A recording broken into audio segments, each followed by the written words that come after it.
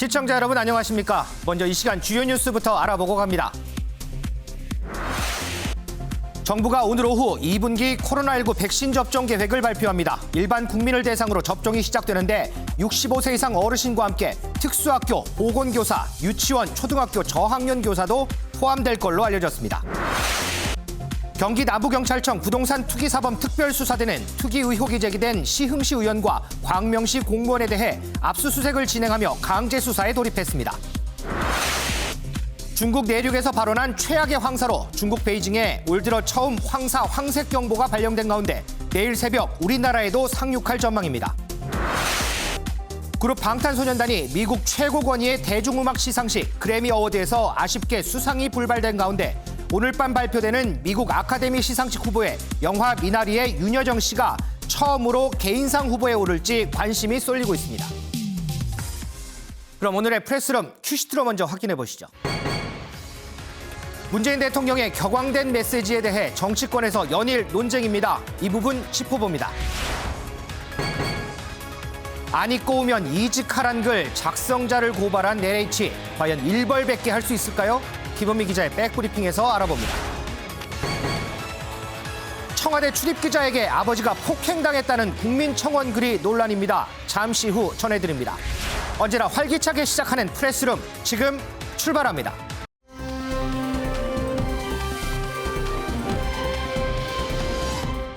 어제 코로나19 신규 확진자는 382명으로 휴일 검사 건수 감소 영향으로 일주일 만에 300명대로 내려갔습니다. 하지만 최근 연일 500명대에 육박하면서 정부는 3차 대유행의 기세가 되살아날까 긴장하고 있는데요. 특히나 봄철을 맞아서 많은 나들이객들이 늘어서 우려는 더 커지고 있습니다. 따뜻했던 지난 주말 과연 어땠을까요? 관련 리포트 먼저 보고 오겠습니다. 봄의 전령 매화가 활짝 핀 전남 광양입니다. 해마다 이맘때 열리는 매화 축제가 취소됐지만 주말과 휴일 이틀간 6만 명이 몰렸습니다. 처음 발병했을 때보다는 코로나가 조금 더 해이해지지 않았나, 저부터도 그렇고. 이곳은 매화마을에서 2km 떨어진 도로인데요. 보시는 것처럼 이곳까지 차량이 꼬리를 물고 섰습니다. 도로 갓길은 불법 주차한 차들이 점령했습니다. 노점상을 금지한다는 경고 문구가 있지만 지켜지지 않았습니다. 사업자가 다 있습니다. 근데 우리도 먹고 살아야지. 5명 이상 사적 모임 금지에도 단체 관광객을 태운 전세버스는 쉴 새 없이 주차장을 오갑니다. 주차장 안쪽에서는 10명 이상이 모여 술판을 벌이기까지 합니다. 빡빡하게 하지 말고 기사 딱 쓰지 말고. 주민들은 코로나19가 전파되지 않을까 불안합니다. 근데 할머니들만 사는 이 마을에 이렇게 사람이 말려 만약 퍼지면 어찌깁니까? 코로나가.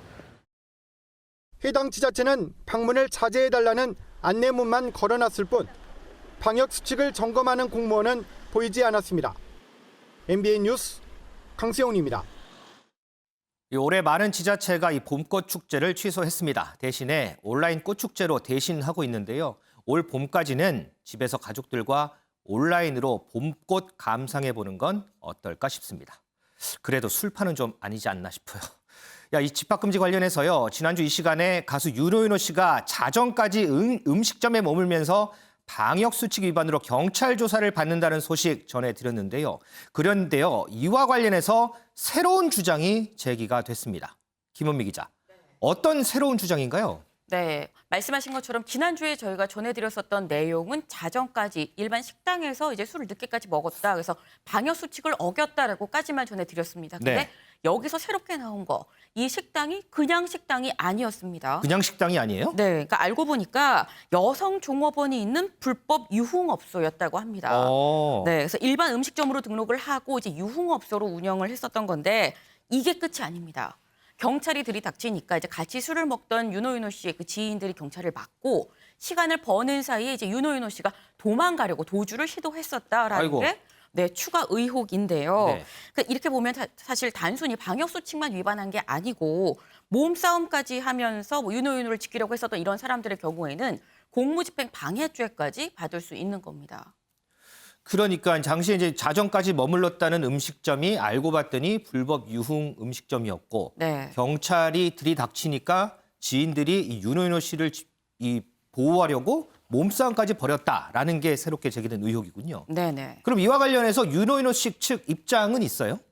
네, 사실 가장 처음에 이 방역 수칙을 어겼다라는 내용이 나왔었을 때는 윤호윤호 씨가 직접 자신의 SNS에 해명글을 올렸습니다.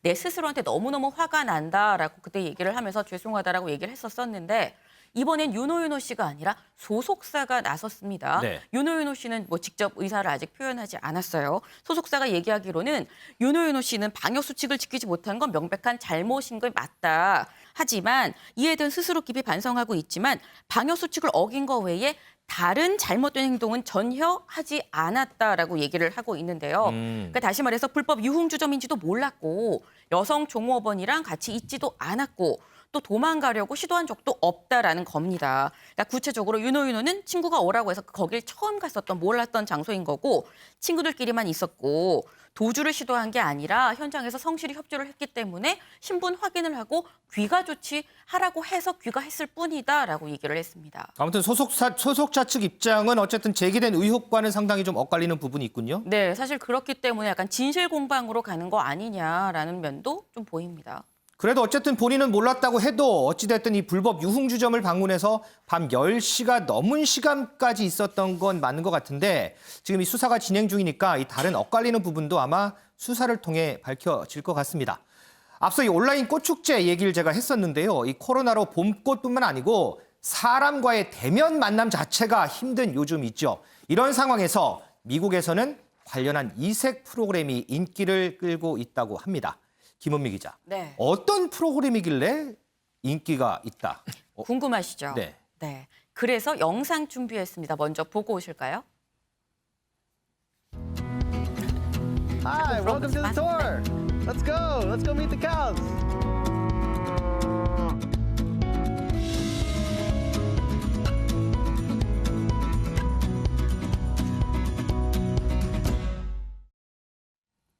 저 소를 이렇게 만지는 게 프로그램이에요? 네, 맞습니다. 사실 저는 처음에 이제 소를 사람들이 다 이렇게 껴안고 만지고 있길래 소가 어디 아픈 줄 알았어요. 근데 보니까 저게 바로 힐링 프로그램이라고 합니다. 그래요? 그래서 상당히 금액도 그렇게 만만치 않아요. 시간당 $75. 그러니까 우리 돈으로 하면 85,000원입니다.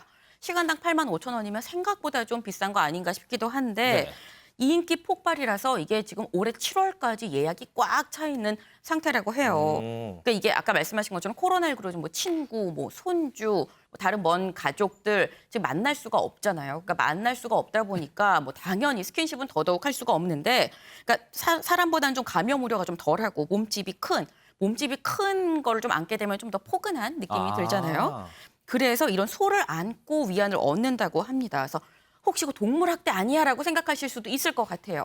근데 소도 사람이랑 이렇게 같이 교감하는 걸 상당히 좋아한다고 합니다. 그러니까 이게 포옹을 하게 되면 뭐 사랑 호르몬이라고 하는 옥시토신이 나와서 좀 더 마음도 긍정적으로 되고 스트레스도 풀린다고 하네요. 글쎄요, 저 큰 소 이렇게 끌어안으면 무섭지 않나요? 은영미 의원님. 네. 소도 이 사람하고 교감하는 걸 좋아한다고 하는데 근데 저는 저 영상 보니까 왠지 좀 숙연해지는 것 같아요. 네. 아니 김태일 앵커는 소가 무섭다고 얘기했는데 아마 저는 가까이 못 시골에서 저기 살질 않으셨나 본데 올해가 흰 소의 해라는 건 좀 아시죠? 우울증을 이제 소가 힐링해 준다니까 어떻게 보면 올해 뭐 코로나19 뭐 이런 사태와도 그러니까 아귀가 맞는다 뭐 이런 생각이 드는데 네. 소가 원래 그 덩치가 크면서도 굉장히 느릿하잖아요. 그래서 힘찬 기운, 우직함 이런 걸 상징하는데 그런 거 말고도 성질이 순해서 옛날부터 사람하고 아주 친근한 동물로 많이 알려져 있습니다. 실제로 뭐 우리 저기 지금 젊으신 분들은 뭐 소를 직접 마주대한 적이 없겠습니다만은 네. 경장 문화가 오랫동안 이어졌던 우리나라는 소하고는 뗄래야 뗄 수 없는 그런 관계죠. 실제로 팔순농부와 40살, 40살 소의 베스트 프렌드, 즉 동반자적인 삶의 관계를 조명한 영화가 있어요. 원앙소리. 그런 것도 그렇죠. 있고 네. 또 흰소라고 해서 이중섭 씨의 굉장히 유명한 작품도 있잖아요. 그만큼 소가 우리 생활과 굉장히 밀접한 관계를 갖고 있다는 걸 알려주는 작품들인데 또 하나 이제 소하면 생각나는데 제가 이제 소에 대해서 얘기를 좀 하려고 해요. 소하면 네. 생각나는데 소가 원래 백신의 어원이라는 거 아십니까? 잘 그래요? 모르셨죠? 네. 라틴어로 소를 베카, VACCA라고 불리는데 이 백신의 어원이 된 거예요. 왜 그러냐면은 최초의 그 백신이 파스테르가 개발한 천연두 백신인데 그게 바로 이제 소에서 나왔다고 합니다. 소에서 추출한 면역 물질로 그렇죠. 네. 천연두 백신을 만들었기 때문에 그러니까 소가 굉장히 친근할 뿐만 아니라 굉장히 우리한테 많이 유용한 동물이라는 거죠. 근데 이제 미국에서 보니까 우리나라하고 원래 친한 동물로 알려졌는데 미국에서도 저렇게 소한테 안겨서 힐링을 하고 있다라는 걸 보니까 한국뿐이 아니고 인류 모두 공통의 감정인 것 같다. 소에 대한 그런 친근함은 그런 같다는 생각이 들고요. 실제로 그 아까 김은미 기자가 얘기했습니다만 이게 포옹을 하면요. 네. 옥시토신이 나와가지고 정서적인 안정 효과가 크다고 합니다. 그래서 어린아이를 부모들이 많이 안아주는 이유도 정서가 안정되는데 굉장히 효과가 있다고 하는데 그래서 이제 그렇군요. 포옹을 하는 거예요. 그런데 이제 더 큰 덩치 거를 폭 안기면 더 이제 그런 정서 안정 효과가 더 크겠죠. 실제로 이제 문제는 이 코로나19 때문에 장기화되면서 우울감이 커지기 때문에 저런 힐링 프로그램도 생긴 거거든요. 그렇죠. 사실 지금 미국에서 저런 프로그램이 나왔으니까 미국의 통계를 한번 들어보면요. 질병통제예방센터라고 CDC가 있는데 그 CDC에서 설문조사를 한 결과를 보면 미국인의 한 41%가 이런 코로나의 장기화로 인해서 심리적인 또는 행동적인 문제를 겪고 있다 이렇게 대답을 했다고 하고요. 41%나요? 41%가 그러니까 새롭게 느끼는 행동상 또는 심리상의 문제가 있다라는 거겠죠. 네. 그다음에 우리나라의 경우도 한국언론진흥재단이 조사한 설문조사가 있는데 응답자 한 78%가 코로나19 장기화로 인해서 걱정과 스트레스가 더 늘었다 이렇게 대답을 했습니다. 어쨌든 뭐 우리도 뭐 지금 서울인데 뭐 지방에서야 뭐 소를 기르는 뭐 축사에 가서 그럴 수도 있겠지만 우리 같은 경우는 사실 소 힐링 프로그램을 접하기가 어렵잖아요. 그래서 일단 뭐 야외로 나가는 것도 이런 코로나 우울을 좀 해소하는 방법이 되겠지만 비단 뭐 이렇게 소가 아니더라도 가족들 뭐 남편이나 부인 또는 뭐 자녀들 이렇게 꼭 안아주는 것도 그런 정서적 안정 효과가 있을 것 같고요. 가끔 부모님 찾아뵙잖아요. 그때 네. 좀 안아드리는 것도 좋을 것 같고 소처럼 큰 등치가 있는 동물은 아니지만 애완견 꼭 안아주면 애완견도 스트레스 받을 거 아니에요. 애완견도 스트레스가 해소되는 그런 효과가 있지 않을까 이런 생각이 듭니다. 저도 부모님 찾아뵈면 한번 안아드려야 되겠네요. 네. 자, 이 코로나로 인한 이 답답함, 우울감, 고독감 등을 말하는 일명 코로나 블루를 느끼는 사람들이 많습니다. 여러분들도 심리적으로 위안을 찾을 무언가 하나 이렇게 만들어 보는 건 어떨까 싶습니다.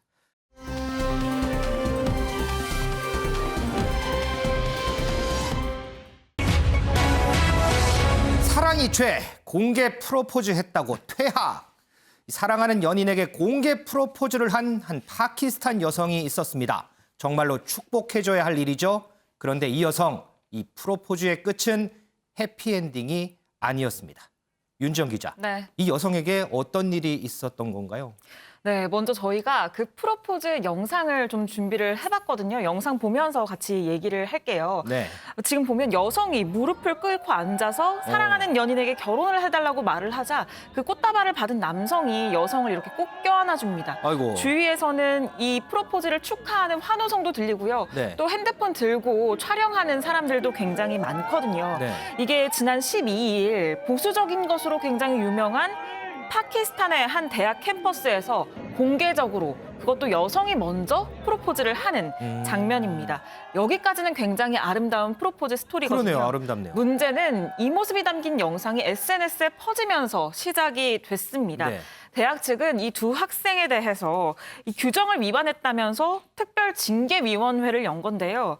두 학생도 불렀지만 이 학생들은 이 징계위 출석을 거부했습니다. 그러자 해당 대학이 이들이 대학 규칙을 위반하고 징계위원회에도 출석하지 않았다. 이런 이유로 행동 규범에 대한 심각한 위반이라면서 퇴학 처분을 한 겁니다. 퇴학 처분을 했어요? 네, 그렇습니다.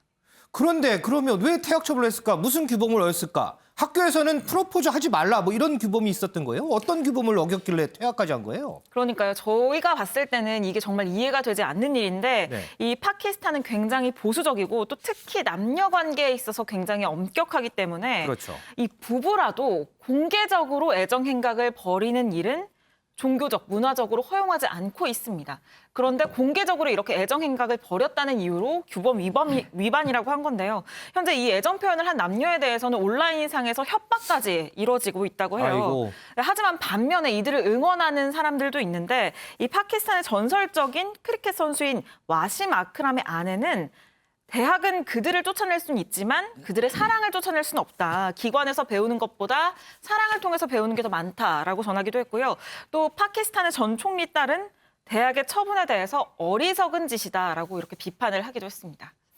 윤영걸 대표님, 네. 이 파키스탄 하면은 왜 뭐 이거 경우는 다르지만 어쨌든 명예살인이라 그래서 좀 아무 문제가 없는 여성들이 많이 희생이 되고 있잖아요. 이래 대해서 네. 이제 비판도 많은데 우리가 이런 관습들을 계속해서 비판을 해야 되는 건가요? 아니면 그 나라의 문화니까 그냥 이해를 해야 되는 건가요? 그 나라의 문화나 뭐 종교적인 관습일 수도 있겠지만은 너무 여성 인권이 침해되는 면이 저렇게 있는 거죠. 2016년에 그것도 파키스탄의 그 이슬람 근본주의 강경한 그 보수적인 사람들, 네. 그 여성 16살짜리하고 18살짜리가 동영상에 남자하고 있었던 동영상을 올렸다는 거기 때문에 한 사람은 아빠한테 살해를 당하고 맞아요. 한 사람은 오빠한테 살해를 당했어요. 그렇죠.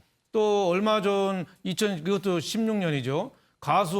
파키스탄 가수의 뭐 찬딜 발로치 26살인데 그 사람도 여성 인권을 그 동영상 나와서 주장했다고 해서 자기 오빠가 명예살인으로 총으로 쏴서 네. 살해하는 사건이 있었잖아요. 네. 그러니까 좀처럼 없어지지 않는 건데 파키스탄에 의해서만 그 해마다 1,000명 이상이 명예살인으로 죽는답니다. 아이고. 그러니까 아무리 처벌법을 금지하거나 법을 통과시켜줘도 그게 통하지 않는데 문제가 있는 거죠. 요즘 그 TV 영화에 나온 것 중에 하나가 그 세인트 주디라는 영화가 있어요.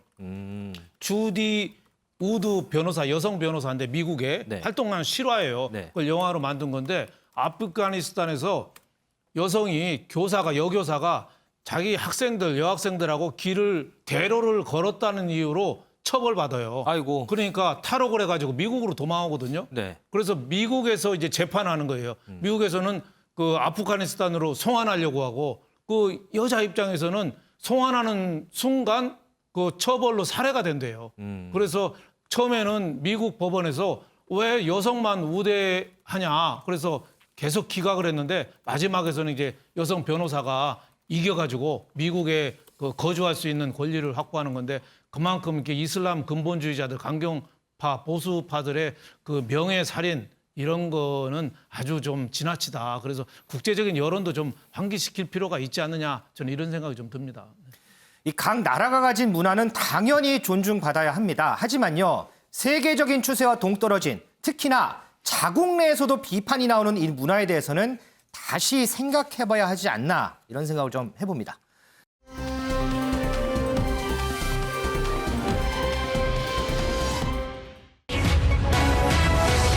기자 폭행으로 아버지 실명, 청와대 국민청원 진위는 청와대 국민청원 게시판에 아버지가 가게에 온 손님에게 폭행을 당했다면서 가해자에 대한 엄벌을 촉구하는 청원이 등장했습니다.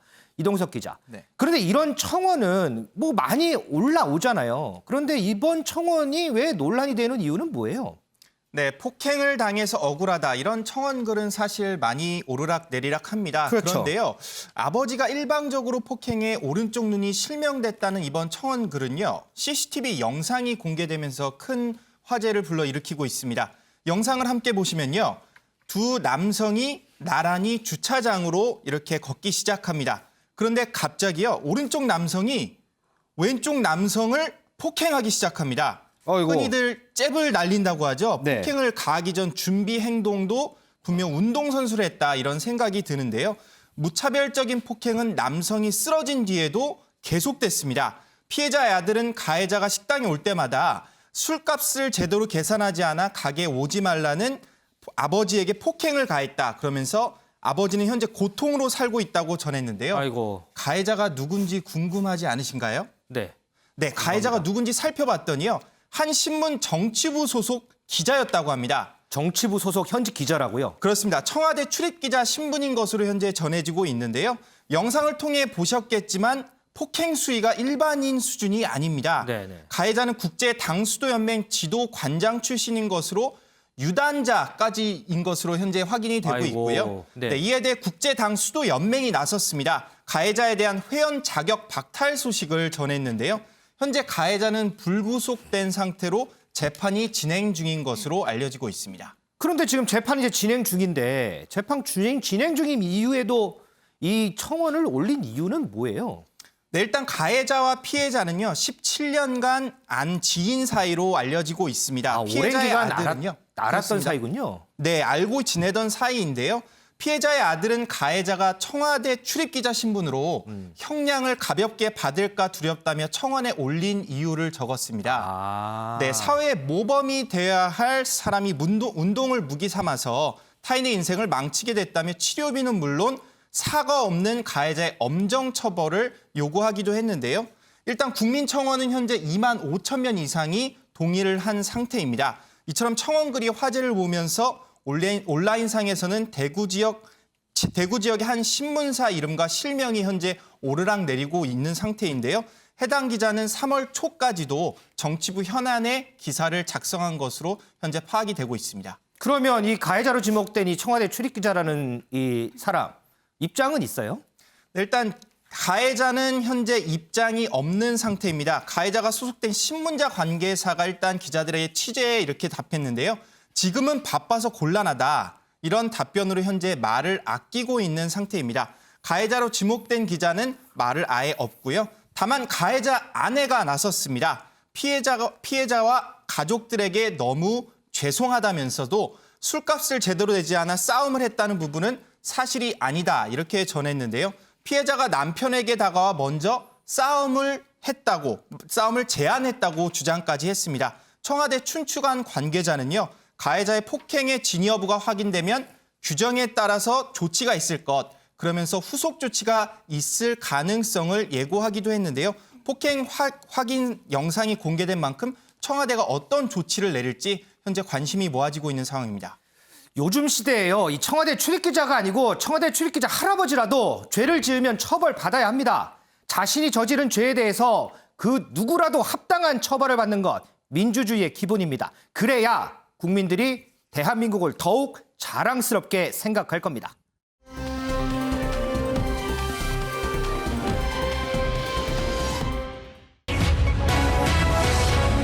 좀스럽다. 문 대통령 SNS 파장. 문재인 대통령이 본인의 사저를 둘러싼 논란에 SNS를 통해서 좀스럽고 민망한 일이라는 표현으로 비판을 했습니다. 이걸 두고 정치권에서 여러 말들이 오가는데요.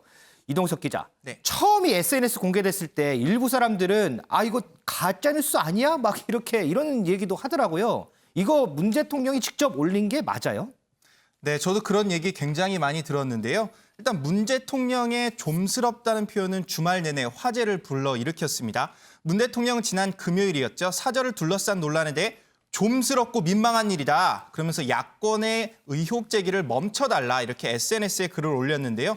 문 대통령의 야권의 공방에 이렇게 글을 올린다는 것 자체가 굉장히 흔하지 않은 일이라서 네. 문 대통령이 직접 글을 썼냐 이런 궁금증이 굉장히 많이 나왔습니다. 이에 대해 청와대는요. 문 대통령이 직접 말씀하신 거다. 그러면서 좀스럽다는 표현 또한 문 대통령이 직접 지시하신 문구라고 밝혔습니다. 특히 윤영석 국민의힘 의원이요. 문 대통령의 사저부지 변경 문제에 대해 LH 직원들과 수법이 뭐가 다르냐 이렇게 말한 것에 대해서 문 대통령은 굉장한 불쾌감을 드러낸 것으로 현재 전해지고 있습니다. 문재인 대통령이 직접 이렇게 올려라 지시를 했다. 그렇습니다. 이 글에 대해서 댓글이 한 2만 개도 넘게 달렸더라고요. 네, 맞습니다. 정확히 말씀드리면 2만 1,000개가 넘는 댓글과요. 4만 명이 좋아요 버튼을 눌렀습니다. 누리꾼들의 반응이 굉장히 엇갈리고 있는 상황인데요. 문 대통령 지지층부터 야권 지지 성향 누리꾼들이 현재 총출동한 모습입니다. 야권 정치인들도 댓글을 달았는데요. 이준석 전 국민의힘 최고위원은요. 저도 민망합니다. 11년 경력의 영농인 대통령님 이러면서 비꼬는 듯한 말로 이렇게 댓글을 남겼고요. 김재원 전 의원은요. 말씀치고는 좀 심하다. 겁이 난다 이런 글을 올리기도 했습니다. 정치권은 그야말로 좀스럽다는 표현이 현재 유행이 되고 있는데요. 김태년 민주당 원내대표를 비롯한 주호영 국민의힘 원내대표가 좀스럽다는 표현을 쓰면서 현재 유행이 되고 있는 상황입니다. 자, 이와 관련해서 정치권에서 나오는 얘기 좀 듣고 오겠습니다.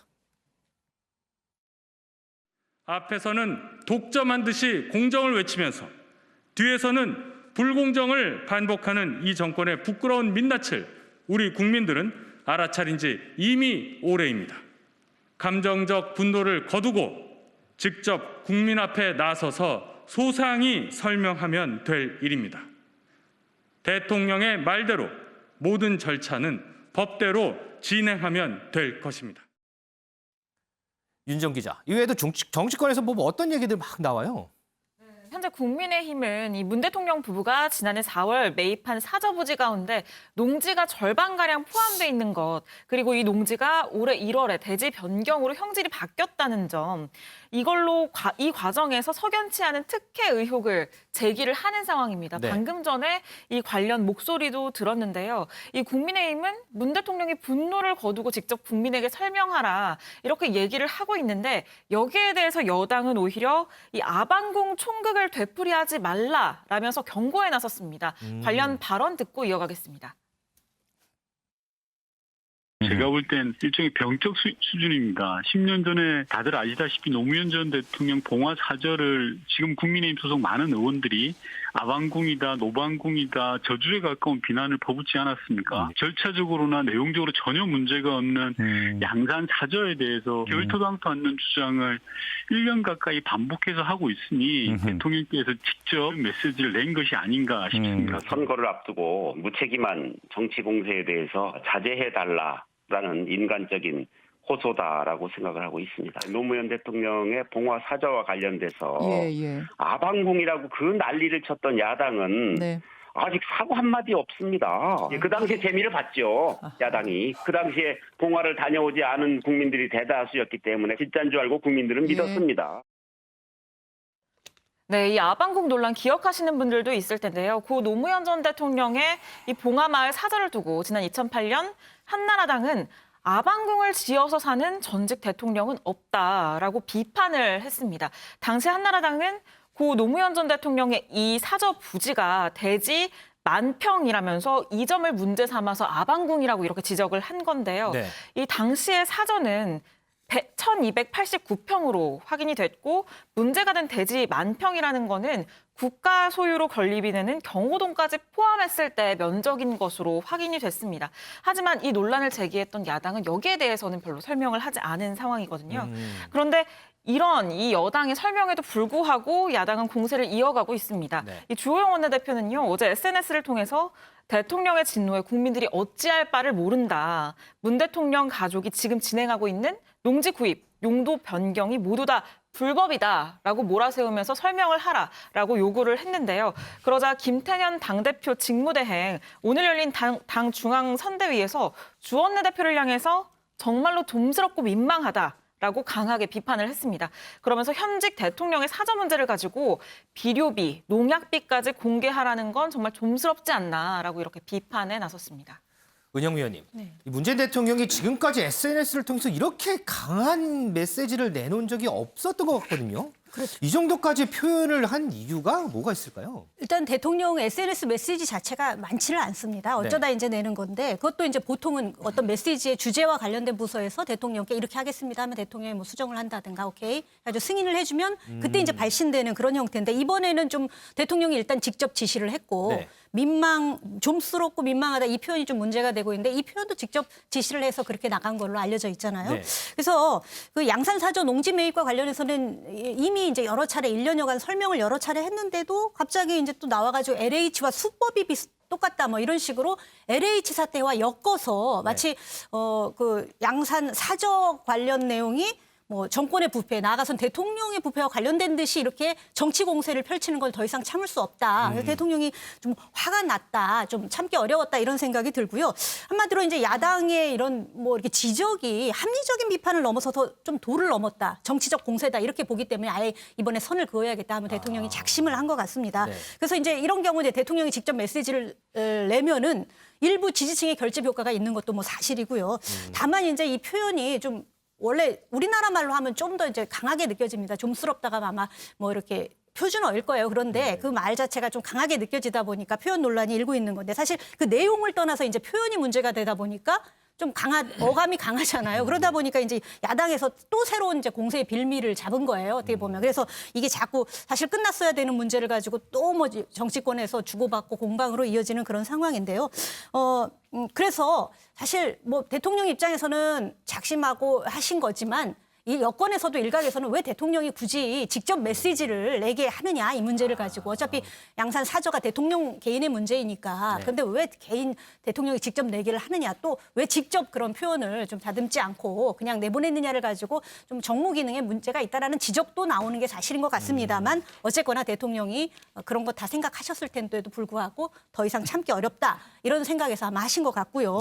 그다음에 이번 대통령의 SNS 메시지도 메시지지만 이 LH 사태와 엮으려는 게 너무 화가 났던 거거든요. 대통령이 이렇게 화가 날 수밖에 없는 게 지금 LH 사태가 현 정부의 가장 잘못하고 있는 정책이자 아킬레스건인 부동산 정책을 걸고 넘어지는 거거든요. 그걸 실패를 얘기하는 거거든요. 그래서 민심이 위반이 돼가지고 지금 재보선에도 악영향을 미치고 있을 뿐만 아니라 레임덕도 지금 부추길 것이다 이런 우려도 나오고 있어요. 바로 이런 위기의식이 지금 대통령이 조금 좀 반응하게 맞는 것 같습니다. 네. 윤 대표님, 지금 문재인 대통령 SNS를 보면 지금 여기 뒤에 이제 사진도 있지만 노무현 전 대통령이 쓴 글이 연상된다 이런 얘기도 있거든요. 노무현 대통령이 당시 이제 봉하마을에서 이런 글을 썼습니다. 언론에 호소합니다. 최소한의 인간의 권리를 좀 지켜주십시오. 이런 글을 썼는데 이번 문재인 대통령의 글이 노무현 전 대통령의 글을 연상시킨다 이런 평가가 좀 많더라고요. 그렇죠. 지금 문재인 대통령이 그 아방궁이라고까지 표현했잖아요. 네. 봉하마을.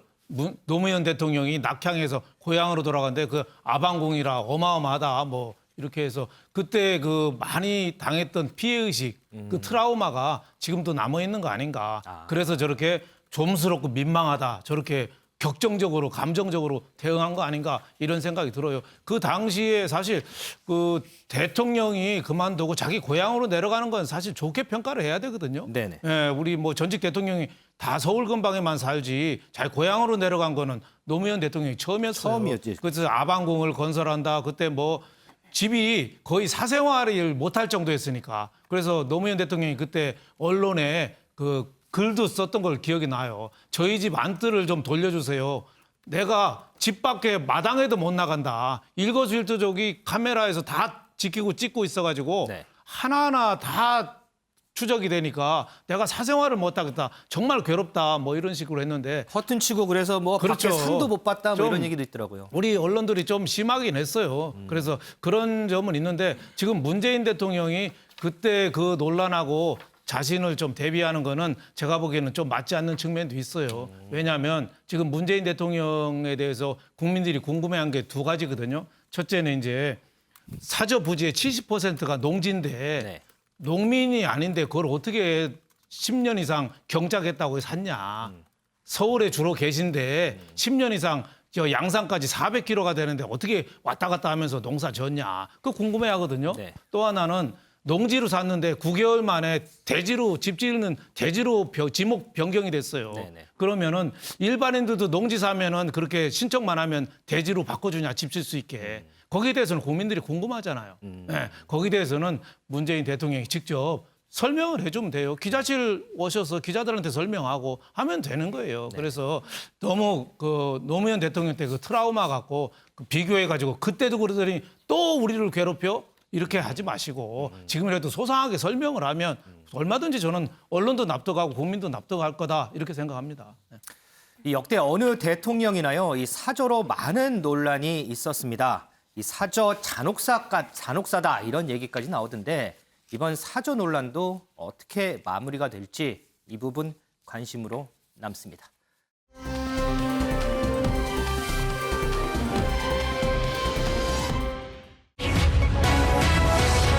LH 투기 의혹 불똥, 굳건했던 3040 흔들. LH 부동산 투기 의혹이 불거진 지 2주째.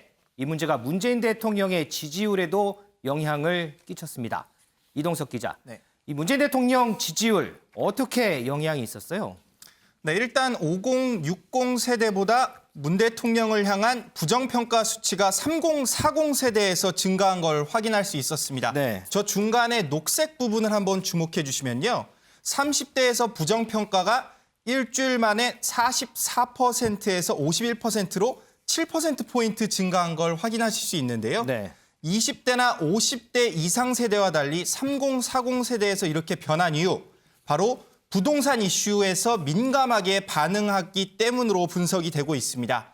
지난 6월이었죠. 지난해 6월 부동산 이슈가 화제됐을 당시에도 지지율의 이상 신호가 감지가 30, 40 세대에서 감지가 되기도 했는데요. 30, 40 세대가 이번 재보궐선거에서 캐스팅 보터로 작용할 수 있는 만큼 중도권을 포함한 이들 세대 표심이 어디로 갈지 현재 최대 관심사로 꼽히고 있습니다.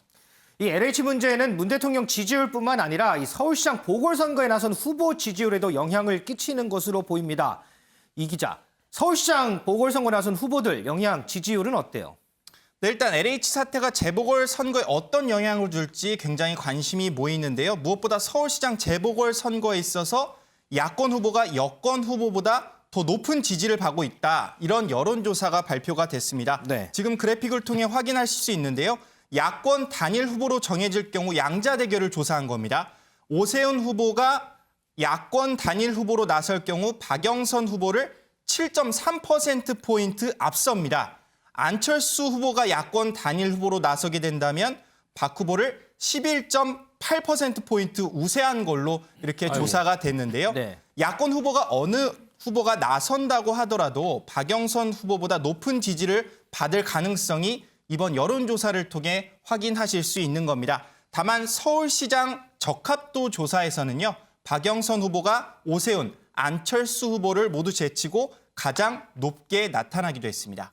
은영미 의원님, 문재인 대통령 지지율이 하락하고 여권의 박영선 후보는 양자 대결에서 야권 후보 모두에게 뒤지는 걸로 나타나고 네. 이들의 공통 분모가 LH 사태다. 동의하시나요? 당연하죠. LH가 지금 재보선에 일단 다른 거에도 뭐 악재지만 일단은 직격탄입니다. 지금 대형 네. 악재가 되고 있는 거예요. LH 사태가 터지기 전만 해도 박영선 후보가 민주당 서울시장 후보로 확정되면서 사실 지지율이 더 올랐어요. 네. 컨벤션 효과였죠. 확정되면서 더 올랐고 그래서 오세훈 전 시장이나 뭐 안철수 국민의당 대표 누구로 단일화가 되든 박영선 의원이 단일화가 하더라도 약간 박빙, 오차 범위 내에서 해볼 만하다. 이런 상황이었거든요. 네. 물론 이제 단일화팀이 조금 더 우세하긴 했는데 그런 상황이었는데 이번에 LH 사태가 터지면서 그런 박빙 상황이 완전히 무너진 거예요. 그러니까 안철수로 단일화되든 또는 오세훈으로 단일화되든 오차 범위 밖으로 벌어진 거죠. 네. 박영선 후보를 아까 SBS 같은 경우는 7에서 오세훈 후보가 7%포인트 이기는 걸로 또 안철수 후보는 11%포인트 이기는 걸로 했는데 네. 또 다른 여론조사가 주말에 나왔어요. 네. 조선일보. 그쪽 나왔는데 거기는 다 10%포인트 안팎으로 야권 단일 후보가 이기는 걸로 나왔습니다. 네. 그만큼 이제 오차 범위 바뀌니까 사실 굉장히 어려운 상황이 된 거예요. 여권에서는 지금 대형 악재로 부상한 그런 상황인데 이 LH 사태가. 그래서 지난 뭐 금요일인가요? 특검을 제안했잖아요. 박영선 후보가. 특검을 제안했고 또 이어서 주말에 어제는 또 어떤 내용을 발표를 했냐면 개발 예정지의 땅 주인을 전수조사하다 이런 얘기까지 했어요. 그만큼 지금 박영선 후보는 굉장히 마음이 급한 겁니다. 그런데 이런 뭐 제안을 해도 야당에서 받지 않고 있고 이렇게 되기 때문에 사실 반전이 상당히 어려운 상황이죠. 이미 오차 범위 밖으로 벌어진 상황이니까. 그다음에 이제 레임덕 아까 문 대통령 지지율도 37%인가로 떨어졌잖아요. 네. 지난주까지만 해도 40%대였어요.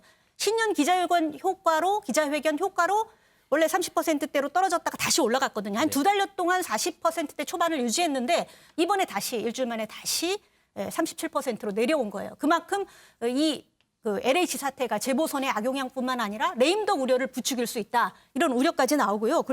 결과적으로 이제 이 LH 사태를 어떻게 수습하느냐의 문제인데 지금 수사를 하고는 있지만 조사는 뭐 빈껍데기였잖아요. 맹탕이었잖아요. 수사를 해야 되는데 이 수사가 쉽지가 않습니다. 바로 결과가 제대로 나오기 쉽지 않고 그렇다고 보면 재보선은 오히려 약과고 이후에 레임덕 현상을 더 부추길 수도 있고 또 대권 국면까지 영향을 미칠 수도 있다는 점이 지금 여권의 굉장한 고민으로 여겨집니다.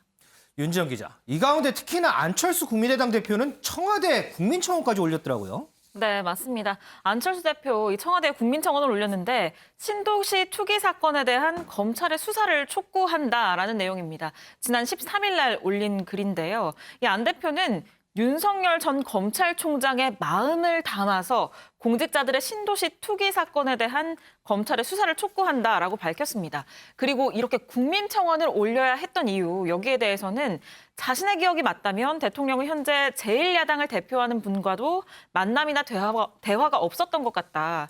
그러면서 자신 역시 대통령에게 서울시장 후보로서 요청하고 호소했지만 메아리가 없었다. 국민이 물으면 정부가 답한다는 곳에 그래서 글을 올려봤다. 국민청원에는 반응을 하시기 때문이라고 올렸습니다. 여기에 대해서 민주당은 비판을 쏟아내는 상황입니다. 네. 이 박영선 전 장관은요, 어제 기자회견을 통해서 정치에 검찰을 끌어들이는 발언이다라고 했는데요. 관련 영상 보고 이어가겠습니다.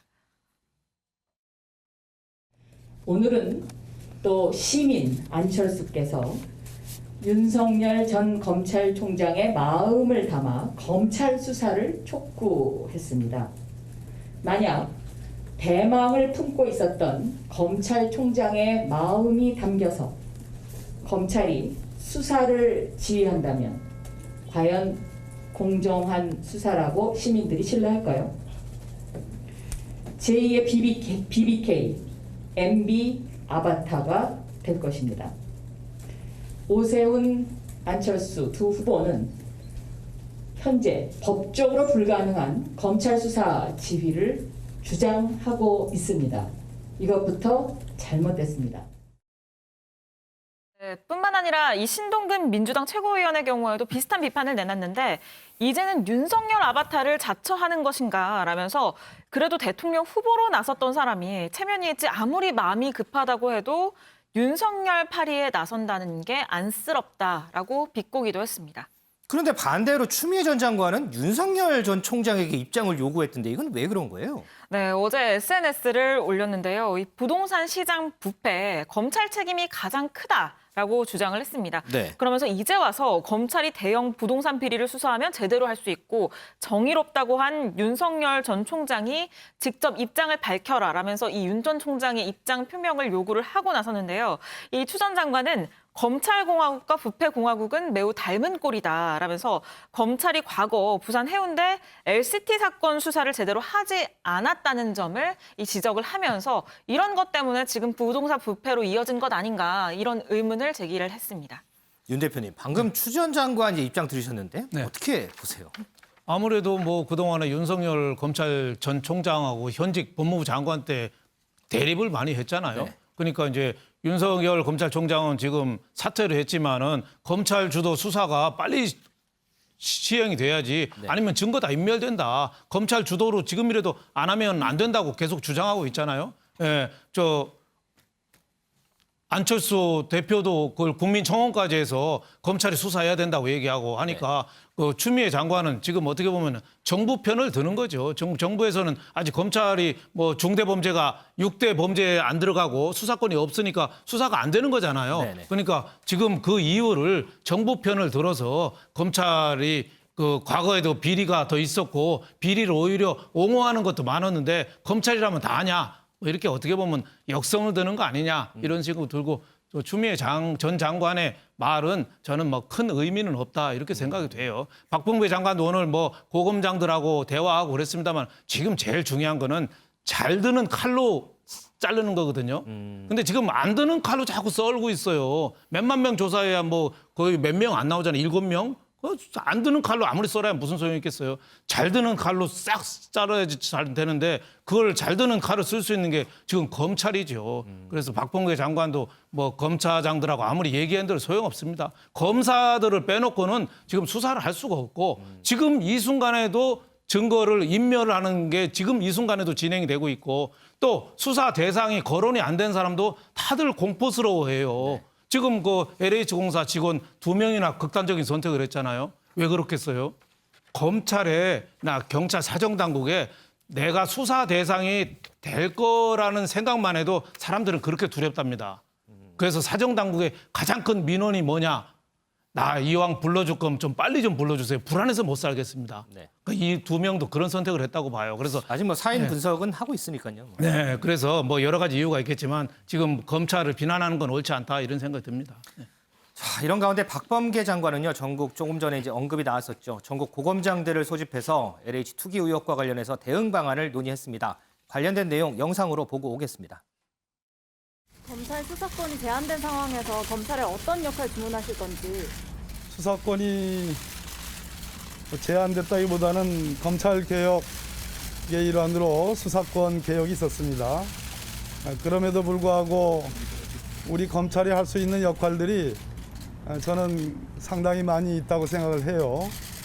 좋은 고견이 계시면 그 고견을 받아서 잘 검토를 해보겠습니다. 투기 관련해서 추가 검사 파견도 고려하고 계신가요? 이렇게 이제 구체적인 얘기를 지금 하려기보다는 전체적으로 현재 갖고 있는 검찰의 권한에서 국민들이 염려하시는 LH 투기 사태에 대한 역할을 최대한 극대화하는 그런 방안에 대해서 고견을 드릴까 합니다. 검찰 입장에서 역할을 최대한 할 것이다. 윤정 기자, 네. 드디어 검찰이 역할을 하죠.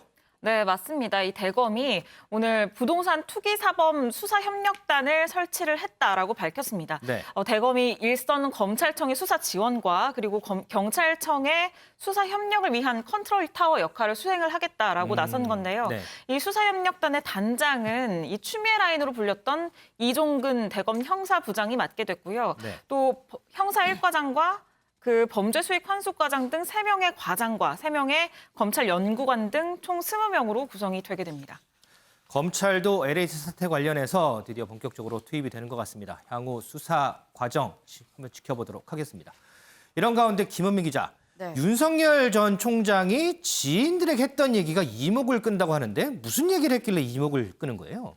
네, 사실 요즘 시국에는 윤석열 전 총장 집 앞에 강아지 데리고 산책만 나가도 이목이 집중되는 시기입니다. 네. 근데 지인한테 이런 얘기를 했다고 해요. 내가 경제 외교를 모르고 수사만 한 사람이란 얘기를 듣고 있다. 근데 어설프게 하는 게 더 문제다.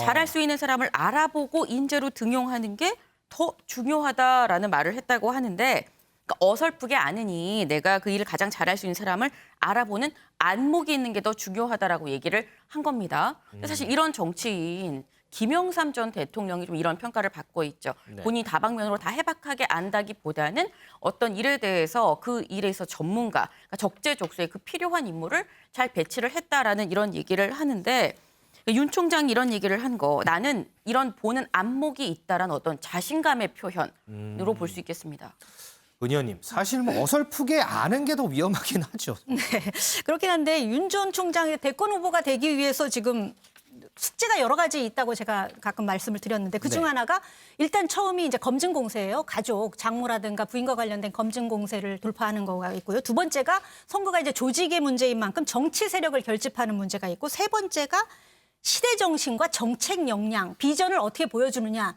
이게 있거든요. 근데 지금 앵커가 질문한 게 해당하는 게 두 번째하고 세 번째예요. 세력 결집. 세력 결집은 정치 세력 결집도 있지만 전문가 결집도 있을 거고, 네. 세 번째 정책 역량을 어떻게 보여주느냐 이 문제인데, 지금 윤 전 총장 같은 경우는 며칠 전에 1, 2주 전에 하여튼 사퇴를 했잖아요. 그동안은 2주 정도 됐어요, 이제. 네, 형사사법 분야로서 계속 검사로서 활동을 한 거예요. 그 분야에서의 전문성은 쌓였겠지만 사실 경제를 그냥 일반 사람들이 아는 정도 외에 크게 알기 어렵고, 물론 자유민주주의다 이런 말씀은 가끔 하시지만 알기 어렵고, 외교는 더더욱이 좀 식견을 갖기는 쉽지는 않은 거예요. 그렇기 때문에 시대 정신이야 있죠. 왜냐하면은 사태의 변을 얘기할 때 뭐라고 하셨습니까? 공정과 상식 얘기했고, 자유민주주의, 그 법치 이런 것들을 했기 때문에 이런 지금 시대와도 어울리는 시대 정신이라고 생각해요. 이런 것들을 시대 정신으로 제시하면 좋을 것 같지만, 구체적으로 들어가서 이제 국정 운영의 주요 분야, 경제, 외교 이 분야는 사실 본인은 알라고 얘기하실 수도 있겠지만 사실 잘 모르거든요. 경험이 없으시니까. 하지만 이제 일반 사람들은 어떻게 생각해요? 국정 이런 운영 주요 분야에 대해서 철학과 비전을 가져야 한다라고 일단 생각하기가 쉽거든요. 네. 그래서 옛날 얘기를 하면 서울대 융합기술원장이었던 안철수 지금 대표, 네. 2012년에 정치에 입문할 때 김종인 지금 위원장이 당시에 멘토로서 조언을 하면서 국회의원부터 해보면 어떻겠느냐 이런 얘기를 했다고 해요. 그만큼 지금 뭐 바이러스 분야, 의료 분야에서는 전문가지만 정치에 뛰어들어서 그것도 대권부터 하겠다라는 게 김종인 위원장 노련한 그분이 보시기에는 좀 아니다라고 생각을 하셨던 거겠죠. 물론 그때 본인이 거부를 했고 대권에 뭐 했지만 결국 이제 문재인 후보에 대해 후보를 양보하기도 했었죠. 어쨌거나 이제 윤 전 총장 입장에서 보면 오늘도 어설프게 아는 것보다 뭐 전문가 시키는 게 좋다 이렇게 얘기를 했어요. 그 말이 전 틀리는 거라고는 생각하지 않습니다만 그러나 이제 출사표를 이제 대권 후보들이 보통 출사표를 던질 때 공약집 같은 거 만들잖아요. 그렇죠. 보통 캠프에서 만들죠. 다 대통령이 쓰는 게 아니니까. 그렇죠. 그러니까 전문가들을 세를 결집해야 돼요. 근데 만약에 국민의힘에 입당을 하면은 국민의힘에 많이 포진된 뭐 전문가들을 쓰면 되겠지만 본인이 만약에 제3지대에서 독자 세력을 구축하려고 한다면 뭐 정치 세력 외에도 이런 전문가 그룹들을 얼마나 윤 전 총장이 직접 모아야 되는데 이것들을 얼마나 제대로 할 수 있을지 저는 사실 좀 의문이 들고요. 네. 어차피 전문가가 뭐 공약은 다 만든다고 하더라도 이제 대권 후보 경선하면은 TV 토론 하잖아요. 그렇죠. 그러면 공약 뭐 여러 가지 분야가 있을 텐데 그때 질문 경제 분야, 사회 분야, 외교 분야 하잖아요. 네. 그러면은 그때도 전문가가 써준 공약집에 나온 내용 외워가지고 나와서 얘기한다. 자신의 비전과 철학 없이. 그렇다면 국민들은 또 어떻게 보겠습니까? 다 티 나죠, 뭐 그러면. 네, 그렇죠. 근데 그런 부분들을 볼 때 과연 전문가를 쓰면 된다는 말이 과연 정답일지 이런 생각을 하게 되고요. 보통 대권 후보는 1년은 상당히 긴 기간입니다. 1년 동안 어떻게 될지 모르고 엎치락 뒤치락 할 수 있는데 이렇게 전문 분야에 계시다가 대권에 뛰어드신 분 같은 경우는 1년은 너무 짧지 않나 저는 그런 생각이 듭니다. 자, 이 LH 사태와 관련해서요. 경찰 수사도 되고 있고 검찰도 본격적으로 수사에 뛰어든 상황입니다. 더불어서 LH 직원들에 대한 비판도 계속해서 거세지는 상황인데요. 이런 상황에서 이동석 기자, LH 관련해가지고 좀 안타까운 일들이 연이어 좀 일어나는 것 같아요. 네, 그렇습니다. 지난 12일이었죠. LH 지역 본부장 출신 50대 직원에 이어서 지난 13일에는요. LH 직원이 숨진 채 발견이 됐습니다. 이들 모두 신도시 투기 의혹 면단에 포함이 안 돼 있는 것으로 전해졌는데요. 유서에서는요. 지역 책임자로서 책임에 통감한다. 그러면서 가족과 통화해서 먼저 가서 미안하다는 이렇게 문자를 남긴 것으로 전해지고 있습니다. 경찰은 타살 혐의는 없다고 밝혔는데요. 지난 13일에 숨진 B 씨는요. 하루 전 정상 출근을 했고요. 택지개발 아파트 공사 감독 업무를 담당해온 것으로 전해지고 있습니다. 윤지영 기자. 그런데 이제 파주에서 이 숨진 50대 이 직원 같은 경우에는 동네 주민들이 뭐 안타깝다 이런 얘기를 했다는데 그게 왜 그런 거예요? 네, 저희가 일단 동네 주민분들 목소리를 들어봤는데요. 관련 발언 듣고 이어가겠습니다. 어제 통화를 왔어요, 전화가. 근데 이제 자기 마음을 먹었던 것 같아. 친한 사람이나 가족한테 전화했다 그러잖아. 미안하다고. 형님 내가 또 뵐게요. 이렇게 하면서 목소리가 따라져 있는 부분이야. 그래서 왜 뭔 일 있어? 요새 LH 난리도 아닌데 너 뭐 있어? 그러니까 형 내가 뭐 있어요? 이거 하나뿐이. 뭐 예를 들어서 어디 뭐 땅 있다고 하면 신경도 안 쓴 사람이야. 여기는 자기가 농사 짓고 하려고 했고 그리고 그 저를 믿어요. 그래서 목탁도 두들겨 새벽에 왔다고 하고 마음 수양 그런 부분이 있고 그런 스타일이에요. 네, 이 파주에서 숨진 이 직원의 경우에는 좀 주민들과도 친근하게 지냈던 것으로 보이는데 저희뿐만 아니라 다른 언론사들도 이 현장 취재에 굉장히 많이 나섰거든요. 그래서 전해지는 얘기들을 좀 전해드리면 이 한 동네 주민은 농장 근처에서 주민들하고 술도 좀 마셨는데 이 A 씨 굉장히 과묵한 사람이었다. 또 이 B 씨가 산 땅은 바로 앞에 전기 송전탑이 있어서 땅 전문가라면 안 살 땅이다. 라면서 이 투기성인가라는 부분에 대해서는 의심의 정황을 드러내는 상황이고 또 지역 농민회장도 4, 5년 전쯤부터 보이기 시작했는데 주말이면 와서 농사를 지었다라고 전했습니다. 네. 지금 이 B 씨가 소유하고 있는 땅은 경찰에 따르면 이 3기 신도시나 아니면 2기 신도시의 이 대규모 택지 지구와는 멀리 떨어져 있는 곳으로 전해집니다. 앞서 잠깐 언급한 대로 이 두 사람은 경찰의 수사 대상은 아니었습니다. 지금 국가수사본부에서 사망과 관련해서 지금 조사를 진행 중이라고 하니까요. 이들의 사인이 뭔지, 왜 사망을 했는지 경찰 수사를 통해서 알려질 수 있을 것 같습니다. 자, 더불어서요. 지금 LH 내부 직원이 쓴 글이라고 알려진 꼬우면 이직하던가 이런 글 기억하시나요? 이 글에 대한 비판이 계속되니까 LH가 해당 글을 작성한 사람을 고발을 했습니다. 직원이 맞다면 파면하겠다고도 했는데요. 이 익명 게시판에 올려진 이 글의 작성자 과연 찾을 수 있을까요? 김은미 기자의 백브리핑에서 알아보도록 하겠습니다.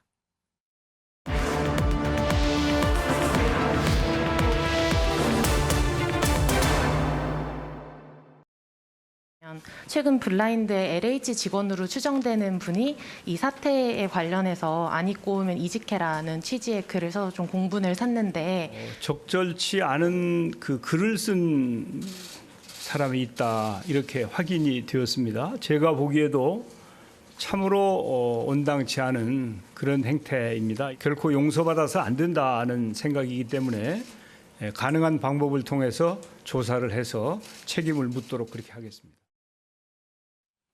김원미 기자, 네. 단순한 질문. 자, 꼬우면 너희들도 우리 회사로 이직하든가. 이 글 쓴 사람 찾을 수 있어요?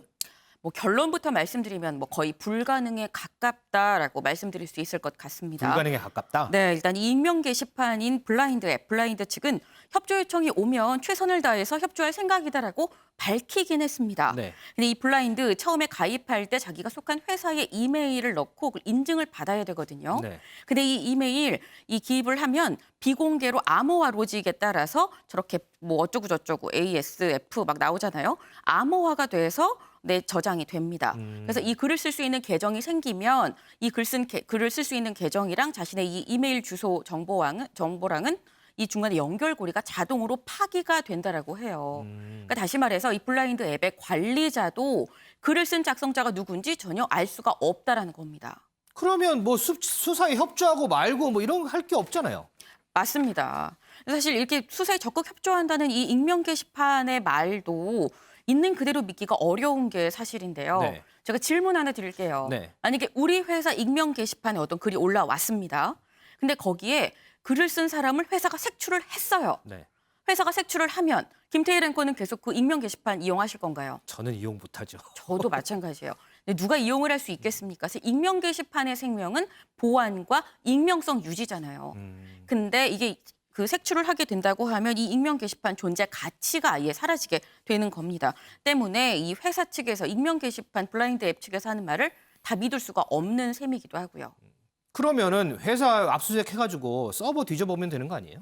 맞습니다. 사실 압수수색해서 서버 열어보면 쉽게 뭐 결론이 나는 일이긴 한데 이 서버가 미국에 있습니다. 아, 미국에요? 네, 박사방 사건 기억하시는지 모르겠어요. 네네. 예, 박사방 사건 때 그때 텔레그램을 이용해서 이제 범죄자들이 범행을 저질렀었죠. 네. 그래서 텔레그램의 서버를 확보를 해야 된다라고 했는데 이 서버가 해외에 있기 때문에 결국 서버 확보를 못하고 요료방 이용자들만 거래 내역을 통해서 몇몇 소수 잡아들였었습니다. 네. 그러니까 다시 말해서 이 블라인드 앱의 서버가 국내에 없기 때문에 이걸 확보하는 건 상당히 쉽지 않다는 얘기인데 네. 실제로 이 블라인드 앱 익명 게시판에 올라온 글로 자기 명예가 훼손이 됐다고 고소 고발 조치를 한 사람 사례가 있었습니다. 근데 이 사람 그러니까 결국 서버가 미국에 있어서 어쩔 수가 없다라고 해서 기소 유예로 사건이 종결됐다라고 하는데요. 네. 하지만 방법이 전혀 없는 건 아닙니다. 변호사의 얘기 같이 한번 들어보고 올까요? 현실적으로 수사기관에서도 이런 뭐 명예훼손이라든지 이런 여지가 있어서 수사를 여러 차례 했었는데 밝혀진 부분이 없었고요. 그런데 이제 수사 의지가 있다고 한다면 제가 알기로는 이제 근무 시간에 이 LH 직원이 이런 글을 올린 걸로 알고 있는데 그렇다고 하면 이 직원의 컴퓨터 자리에 있는 거 IP를 추적을 해서 전수조사라던가 아니면 뭐 해당 부서라던가 이를 조사를 해서 그 IP를 통해서 이 직원을 밝혀내는 뭐 그런 방법은 있을 수 있을 것 같습니다. 들으셨나요? 네. IP 추적이 가능하다고 합니다. 네, 근데 이 IP를 추적을 하려면 이 LH 직원 누가 썼는지 모르니까 LH 직원들이 쓰는 모든 컴퓨터를 다 전수조사를 해야 되는 상황입니다. 그 때문에 이렇게 IP 추적을 하는 것도 현실 가능성이 거의 없다고 볼 수 있겠습니다. 그러면 LH는 이렇게 현실 가능성도 없는데 네. 어떻게 색출해갖고 파면을 하겠다는 거예요? 네, 사실 뭐 LH 측에서 작성자를 색출할 수 있을 것이다라고 생각을 해서 고발을 했을 거라고는 생각하지 않습니다. 네. 예, 색출할 수 없다는 걸 알면서도 한 것 같은데 뭐 통상 고소고발을 할 때는 이 법무팀, 법무 담당자가 고소고발을 하게 되면 어떻게 될 것인가까지 다 검토를 하고 일을 진행을 하거든요. 네. 근데 지금 LH는 아주 신락 같은 희망이라고 해도 어쨌거나 뭐라도 하지 않으면 안 되는 상황입니다. 그러니까 국민의 이 분노가 정말 하늘을 지금 찌르고 있는데 그러다 보니까 이제 국민들의 마음을 좀 다독이기 위해서 뭐라도 해야 되기 때문에 고발 조치까지 한 거 아닌가 싶고요. 그리고 두 번째는 이런 측면도 있습니다. 사실 이번 고발 조치 내부 직원들한테 한 것일 수도 있다라는 겁니다. 네, 내부 직원들한테 언행에 조심하라라는 메시지를 보낸 거란 해석도 가능합니다. 뭐라도 해야 된다. 지금 이번 고발 조치로 이 국민들의 분노가 잦아들지는 의문인데요. 관련해서 이 경남경찰청이 직접 수사에 지금 착수했다고 하니까요. 수사 결과 한번 지켜보도록 하겠습니다. 김 기자 수고했습니다. 자, 윤 대표님, 지금 LH 관련해가지고 지난 금요일 날 이제 변창흠 장관이 사의 표명을 했잖아요. 그런데 이제 문재인 대통령은 사의를 수용을 하면서 뭐 사직서를 결정하진 않았어요. 이사대책, 뭐 법안까지 마무리해라 이렇게 얘기를 했는데 지금 다들 이제 궁금해해요. 그러면 어쨌든 그만둘 장관인데 이 이사대책 제대로 되겠느냐 이런 의문이 많거든요. 그렇죠. 뭐 국민들이 좀 청와대의 고민을 뭐 이해는 할 것 같습니다. 저 진퇴양난이죠. 지금 그 변창흠 장관을 바꾸면 이사대책 발표, 부동산 대책 의욕적으로 25번째 발표했는데 그게 우야무야 될 가능성이 있잖아요.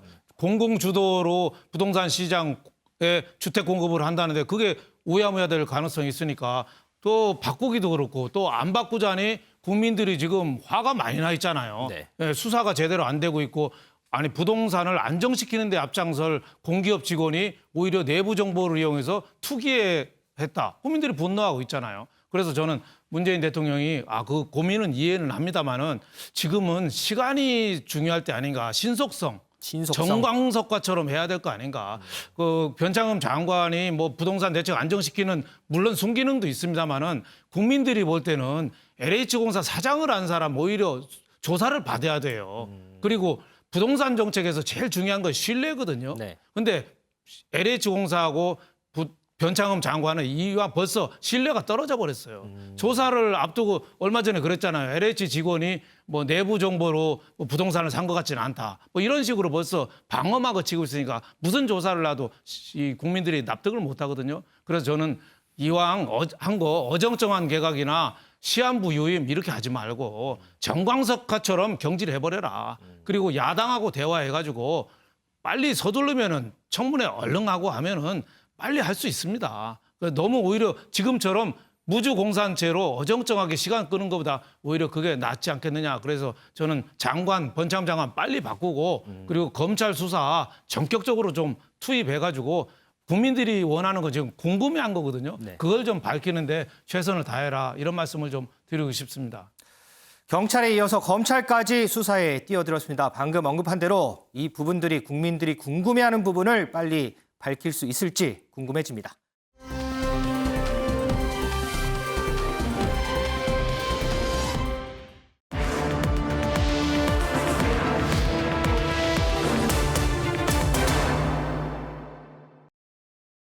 최근 블라인드의 LH 직원으로 추정되는 분이 이 사태에 관련해서 안 입고 오면 이직해라는 취지의 글을 써서 좀 공분을 샀는데 적절치 않은 그 글을 쓴 사람이 있다 이렇게 확인이 되었습니다. 제가 보기에도 참으로 온당치 않은 그런 행태입니다. 결코 용서받아서 안 된다는 생각이기 때문에 가능한 방법을 통해서 조사를 해서 책임을 묻도록 그렇게 하겠습니다. 김원미 기자, 단순한 질문. 자, 꼬우면 너희들도 우리 회사로 이직하든가. 이 글 쓴 사람 찾을 수 있어요? 뭐 결론부터 말씀드리면 뭐 거의 불가능에 가깝다라고 말씀드릴 수 있을 것 같습니다. 불가능에 가깝다? 네, 일단 익명 게시판인 블라인드 앱, 블라인드 측은 협조 요청이 오면 최선을 다해서 협조할 생각이다라고 밝히긴 했습니다. 근데 이 블라인드 처음에 가입할 때 자기가 속한 회사의 이메일을 넣고 인증을 받아야 되거든요. 근데 이 이메일 이 기입을 하면 비공개로 암호화 로직에 따라서 저렇게 뭐 어쩌고 저쩌고 AS, F 막 나오잖아요. 암호화가 돼서 저장이 됩니다. 그래서 이 글을 쓸 수 있는 계정이 생기면 이 글을 쓸 수 있는 계정이랑 자신의 이 이메일 주소 정보랑은 이 중간에 연결고리가 자동으로 파기가 된다라고 해요. 그러니까 다시 말해서 이 블라인드 앱의 관리자도 글을 쓴 작성자가 누군지 전혀 알 수가 없다라는 겁니다. 그러면 뭐 수사에 협조하고 말고 뭐 이런 거 할 게 없잖아요. 맞습니다. 사실 이렇게 수사에 적극 협조한다는 이 익명 게시판의 말도 있는 그대로 믿기가 어려운 게 사실인데요. 네. 제가 질문 하나 드릴게요. 네. 만약에 우리 회사 익명 게시판에 어떤 글이 올라왔습니다. 근데 거기에 글을 쓴 사람을 회사가 색출을 했어요. 네. 회사가 색출을 하면 김태일 앵커는 계속 그 익명 게시판 이용하실 건가요? 저는 이용 못하죠. 저도 마찬가지예요. 근데 누가 이용을 할 수 있겠습니까? 익명 게시판의 생명은 보안과 익명성 유지잖아요. 근데 이게 그 색출을 하게 된다고 하면 이 익명 게시판 존재 가치가 아예 사라지게 되는 겁니다. 때문에 이 회사 측에서 익명 게시판 블라인드 앱 측에서 하는 말을 다 믿을 수가 없는 셈이기도 하고요. 그러면은 회사 압수수색 해가지고 서버 뒤져보면 되는 거 아니에요? 맞습니다. 사실 압수수색해서 서버 열어보면 쉽게 뭐 결론이 나는 일이긴 한데 이 서버가 미국에 있습니다. 아, 미국에요? 네, 박사방 사건 기억하시는지 모르겠어요. 네네. 예, 박사방 사건 때 그때 텔레그램을 이용해서 이제 범죄자들이 범행을 저질렀었죠. 네. 그래서 텔레그램의 서버를 확보를 해야 된다라고 했는데 이 서버가 해외에 있기 때문에 결국 서버 확보를 못하고 요료방 이용자들만 거래 내역을 통해서 몇몇 소수 잡아들였었습니다. 네. 그러니까 다시 말해서 이 블라인드 앱의 서버가 국내에 없기 때문에 이걸 확보하는 건 상당히 쉽지 않다는 얘기인데 네. 실제로 이 블라인드 앱 익명 게시판에 올라온 글로 자기 명예가 훼손이 됐다고 고소 고발 조치를 한 사람 사례가 있었습니다. 근데 이 사람, 그러니까 결국 서버가 미국에 있어서 어쩔 수가 없다라고 해서 기소 유예로 사건이 종결됐다라고 하는데요. 네. 하지만 방법이 전혀 없는 건 아닙니다. 변호사의 얘기 같이 한번 들어보고 올까요? 현실적으로 수사기관에서도 이런 뭐 명예훼손이라든지 이런 여지가 있어서 수사를 여러 차례 했었는데 밝혀진 부분이 없었고요. 그런데 이제 수사 의지가 있다고 한다면 제가 알기로 이제 근무 시간에 이 LH 직원이 이런 글을 올린 걸로 알고 있는데 그렇다고 하면 이 직원의 컴퓨터 자리에 있는 거 IP를 추적을 해서 전수조사라던가 아니면 뭐 해당 부서라던가 이를 조사를 해서 그 IP를 통해서 이 직원을 밝혀내는 뭐 그런 방법은 있을 수 있을 것 같습니다. 들으셨나요? IP 추적이 가능하다고 합니다. 네, 근데 이 IP를 추적을 하려면 이 LH 직원 누가 썼는지 모르니까 LH 직원들이 쓰는 모든 컴퓨터를 다 전수조사를 해야 되는 상황입니다. 그 때문에 이렇게 IP 추적을 하는 것도 현실 가능성이 거의 없다고 볼 수 있겠습니다. 그러면 LH는 이렇게 현실 가능성도 없는데 네. 어떻게 색출해갖고 파면을 하겠다는 거예요? 네, 사실 뭐 LH 측에서 작성자를 색출할 수 있을 것이다라고 생각을 해서 고발을 했을 거라고는 생각하지 않습니다. 네. 예, 색출할 수 없다는 걸 알면서도 한 것 같은데 뭐 통상 고소 고발을 할 때는 이 법무팀, 법무 담당자가 고소 고발을 하게 되면 어떻게 될 것인가까지 다 검토를 하고 일을 진행을 하거든요. 네. 근데 지금 LH는 아주 신락 같은 희망이라고 해도 어쨌거나 뭐라도 하지 않으면 안 되는 상황입니다.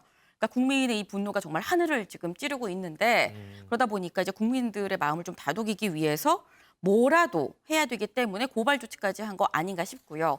그리고 두 번째는 이런 측면도 있습니다. 사실 이번 고발 조치 내부 직원들한테 한 것일 수도 있다라는 겁니다. 네, 내부 직원들한테 언행에 조심하라라는 메시지를 보낸 거란 해석도 가능합니다. 뭐라도 해야 된다. 지금 이번 고발 조치로 이 국민들의 분노가 잦아들지는 의문인데요. 관련해서 이 경남경찰청이 직접 수사에 지금 착수했다고 하니까요. 수사 결과 한번 지켜보도록 하겠습니다. 김 기자 수고했습니다.